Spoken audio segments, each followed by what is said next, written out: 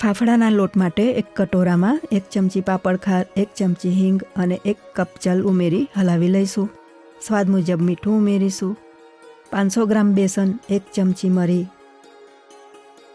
1 ચમચી અજમો હાથથી મસળીને ઉમેરવો. ચપટી હળદર, 4 ચમચી તેલનું મોવન ઉમેરી મિક્સ કરી લેવું. જલનું મિશ્રણ ઉમેરીશું. કઠણ લોટ બાંધી અડધો કલાક ઢાંકી રાખવો. લોટને બરાબર મસળીને ગુલાબજાંબુ જેવો લુવો લઈ લાકડાના ચોપબોર્ડ પર અથવા રસોડાના પ્લેટફોર્મ પર લોટથી આ રીતે ફાફડો બનાવી લેવો.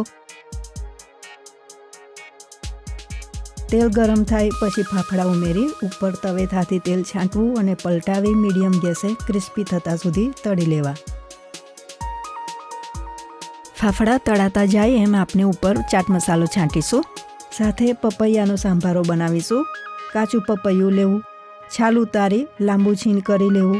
વઘાર માટે 2 ચમચી તેલ, અડધી ચમચી રાઈ, અડધી ચમચી જીરું, ચપટી હિંગ, કાપેલું 1 લીલું મરચું, ચપટી હળદર ઉમેરી પપૈયાનું છીણ ઉમેરીશું.